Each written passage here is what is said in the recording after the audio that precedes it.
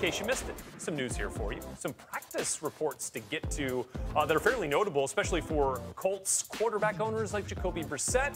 Was a full participant in practice today, rather. Looks like he is good to go after missing just the one game with the knee injury. Le'Veon Bell upgraded to a limited practice today after sitting out with injuries and an illness yesterday. And then Adam Thielen, DNP, did not practice today for the Vikings.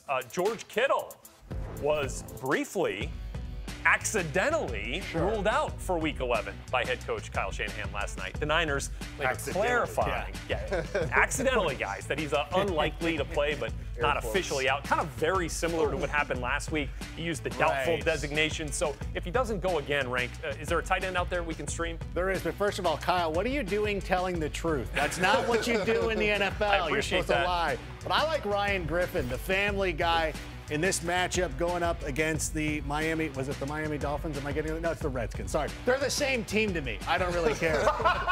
That's a fair point. Has had at least 11 fantasy points in 2 out of his last 3 games. Chris Herndon has been placed on IR. Another possible receiver or tight end you could pick up, Ross Dwelly, the backup in San Francisco. And Akbar, you'll love this.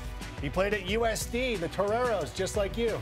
No, watch your mouth. I played at San Diego State. I'm an Aztec. I forgot. Don't you ever disrespect me. I forgot that I didn't care about you.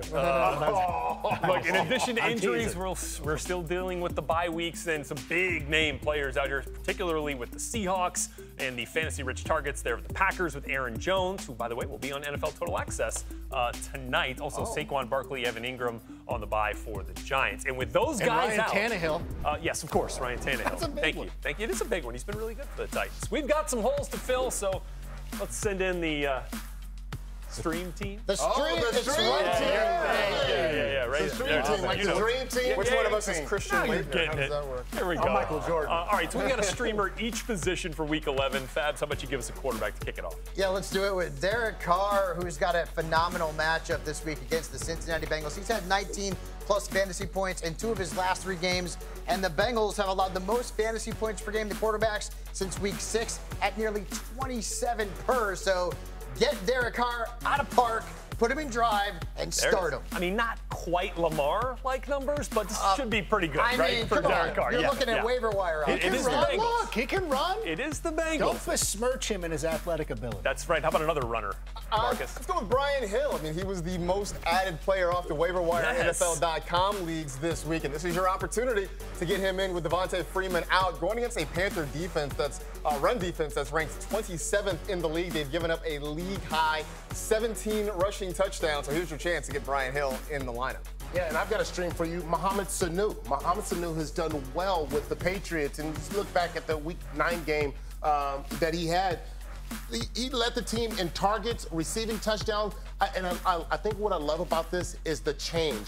You see him moving from the inside to the outside. When he was with the Falcons, he was primarily a slot receiver. He's now moved to the outside, and what that means is the matchups are great. He's starting to see smaller guys. He's a big body wide receiver. When you're on that inside, you're typically, in theory, you're going to see linebackers. You're going to see safety, some of the bigger guys. On the outside, he is killing it. And Tom Brady, he sees that matchup. And that's why I think against the Eagles, who struggle against the receivers on the outside, I think he's going to have a big game. And he was on the field for every offensive snap against the Ravens in their final game before the bye week. Could be matchup based, though. We'll see how that works out. Okay, so we already hit the tight end earlier, so now we'll skip to defense.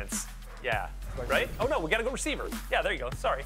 No, we're going with the Raiders defense. What am I, Akbar? I mean, first Derek Carr and now the Raiders defense? Why? Hey, I don't know it's all about the matchup. The Cincinnati Bengals last week, the Ravens, 24 fantasy points against Ryan Finley, that rookie quarterback. Now he's going against the Raiders team that looked really good last week against Phil Rivers and the LA Chargers. Man, I'm streaming the Raiders in a few leagues. And let me just add this. Watch for that Max Crosby guy. He's the one that's getting a lot of fantasy points. He puts a lot of pressure. I see you getting excited about the silver and black. Yeah, 2 of the very best quarterbacks in fantasy football, in reality football, going head-to-head in this one with the Texans and the Ravens meeting up in Baltimore. You're looking at passes down the seam, so middle of the field, these numbers according to Next Gen Stats. Both Watson, Lamar Jackson, really good, both throwing 12 touchdown passes in this category, both over 120 passer ratings.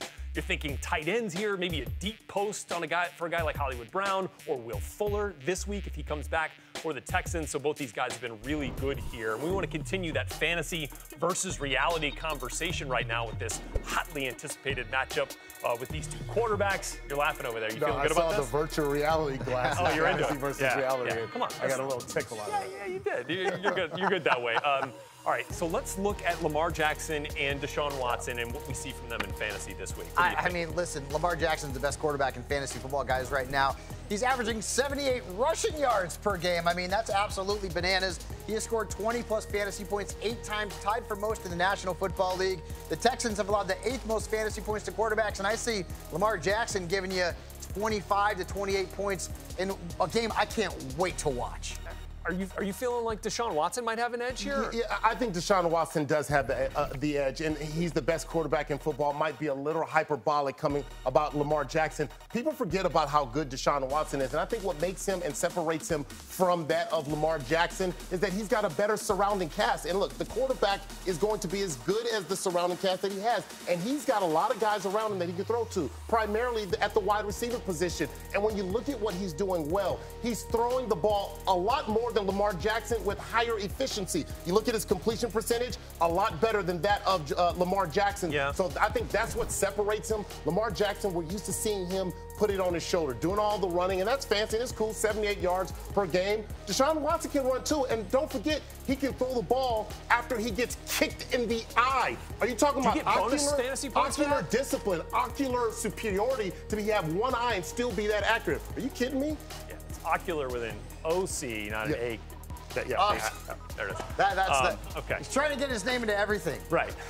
See, I'm on to you here. But look, let's look at this game in the framework of game flow, game script, and how it could affect some of the other skill positions on this team, or even the quarterbacks here. Akbar, are you thinking there's a skill player for the Texans that might benefit from game script here? The best there is. I mean, D Hopkins is going to be the one who's going to benefit from this because Deshaun Watson is going to have the better game against Lamar Jackson. Yeah. D Hop is going to get that. He's averaging about 11 plus targets per game. That's a lot. That's a lot. And so we know that matchup is going to favor DeAndre Hopkins, and the efficiency is so great from Deshaun Watson. I think we're going to see DeAndre Hopkins just go crazy in this game. 17 fantasy points per game. That number is going to be more like 22 fantasy points in this game against the Ravens. And Fabs, I mean, it's always about the run game for the Ravens, right? I mean, Greg Roman loves to run the football. That's what he does, and that means good things for Mark Ingram, who has scored a touchdown in 3 of his last 5 games.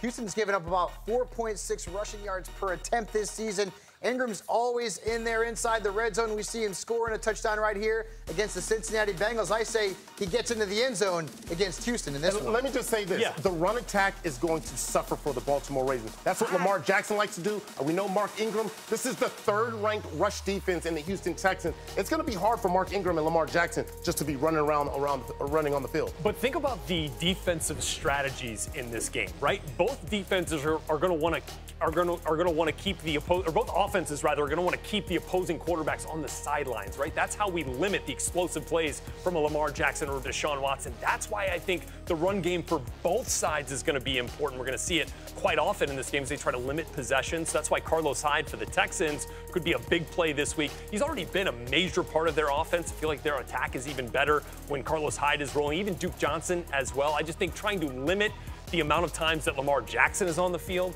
is what we're going to see from the Texans, and handing the ball off to Carlos Hyde. And then on the flip side, like you mentioned, with Mark Ingram as well. But the hype train is already at full speed for 3 of last week's standouts. Rank Marcus, who's taking a ride this week. Oh, thank you, Red. It is time to get hype, and I hope you are the type who will take this great advice when it comes your way. So get out your notebooks, grab a pen and paper, and listen to what we have to say. And we will start with a former member of the Alabama Crimson Tide. He stands so tall, there is no way that he could hide except for the first 9 weeks. But he's back on track. Last week he had 2 scores. So are we on board with this guy, or do we show him the door? Show me OJ Howard. Yeah, no, I can't quite. Yeah, look, he played the Cardinals last week. That had a lot to do with it. scored a touchdown there. But I feel like this is just chasing the points if you're starting O.J. Howard this week. This is a guy, as you mentioned, he's been invisible for most of the season. I don't know that one decent game is going to get me excited about him this week. It was a Bruce Arians revenge game. I think that's all right. it was. He wanted to show out for his coach. So, listen, go get the Family Guy Ryan Griffin, play Ross Dwelly, do whatever you got to do. Let's let O.J. Howard go. All right, come on. Okay. We got to get some hype going. We got to feel it. Do you feel it, Mark? Do you feel it? Woo! Now, this is a guy, Marcus, that you know very well. It's taken him some time, but he's really started to gel. He comes from the land of the rising sun, and last week in Tampa, he more than got it done. He's got a tough matchup. I don't mean to be a jerk, but are you down with your guy, that dude, Christian Kirk? I am reluctant. Let's do it. I'm reluctantly down with him. Look, as the official Christian Kirk stan of NFL Fantasy Live, I kind of got to get on board. The matchup is not great this week. He did not play very well the last time the Cardinals and 49ers matched up. So, I have sort of tempered expectations, but I think the opportunity, the target share will be there, and that could potentially save him. And that's one of the things. We saw Kyler Murray have some success like no other quarterback had done before him. So I have more faith. I don't think he's going to duplicate what he did in the desert, but I have a lot of faith in him in this matchup. All right, so that's good. All right, that's good. We're feeling it now. We're feeling it now. Stay in that game. Here's a former Gamecock. Give this guy the football because he's about to rock. Now, the 49ers are reeling. They lost their first game of the season, but this young wide receiver was hardly the reason. He takes his name from a character in Friday. So, Marcus, let me know. Is Deebo a must-play? Show me Deebo Samuel. Yeah, I'm on board with Deebo. I'm absolutely on board with Deebo Samuel. Snatch my chain. Look, my grandmama gave me that chain. Look, here's the thing. He really picked things up last week, especially once Emmanuel Sanders went down with a rib injury, and Sanders still kind of banged up this week against that Cardinal secondary. Yeah, I'm definitely on board with Deebo. Yeah, absolutely. This looks like the receiver that they're going to have a lot of faith in. And, of course, with the tight end, George Kittle, reeling. Manny Sanders has got a rib injury. Deebo Samuel is the guy you want to roll with in this game. Rhett?